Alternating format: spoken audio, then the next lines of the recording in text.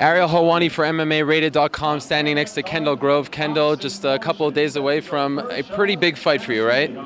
Actually, a really big fight. Me and Evan, basically, we got one job opening in the UFC.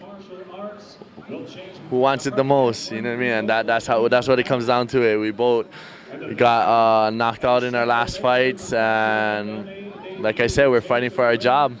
Have they told you that, this is a win or go home for you in terms of the UFC? You're coming off of 2 straight losses. Tanner's coming off the losses you mentioned. Is this sort of like make it or break it for you in the UFC? I think it is, you know what I mean? 3 strikes, you're out. You know what I mean? And I just fuck it, let's go. This is a fight. My last fight, no disrespect or nothing against Jorge. I didn't fight that fight. You know what I mean? I brought in my Patrick Cote fight into that fight. Oh, I can't get hit. I can't get hit. I got hit, and instead of going out there and fighting, so this one, fuck it. I don't give a fuck if I win or lose. I'm gonna go out there and fight. That's all you can do.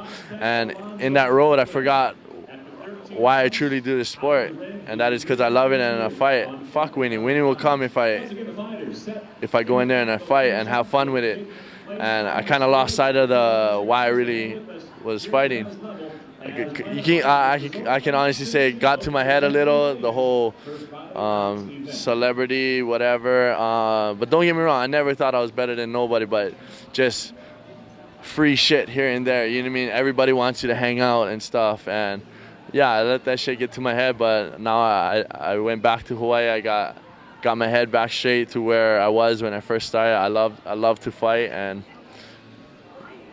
How do you turn that off though? Because obviously you have like you said, a lot of responsibilities when you get famous. Obviously there's girls, there's everything involved in it, and then all of a sudden mentally you have to turn that off and start focusing again on what got you here, right? Yes, most definitely.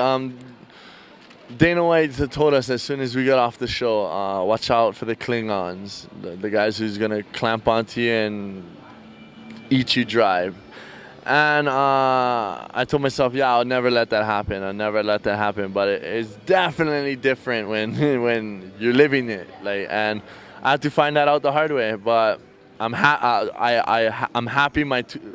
Everything that happened to me in the past, like my 2 losses. I might sound sick and twisted, but I'm happy it happened to me because now I know.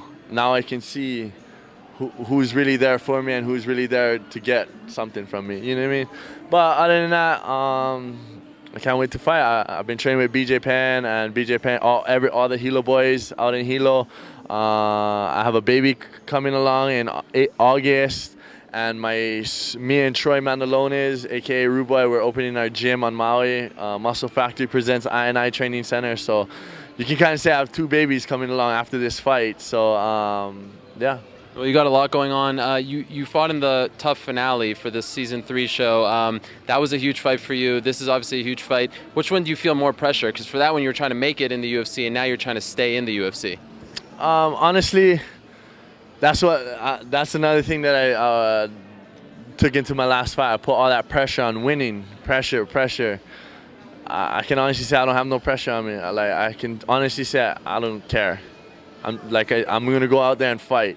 I'm on the biggest stage in the world. All I can do is go out there and fight. Once I start worrying about winning, that's when you lose sight of why I really love this. Why I love this sport. I love this sport because I get to go in there and punch someone in the face, and thus get punched in the face. And that's what did it for me, that competitiveness in the sport. And once you start worrying about winning is good.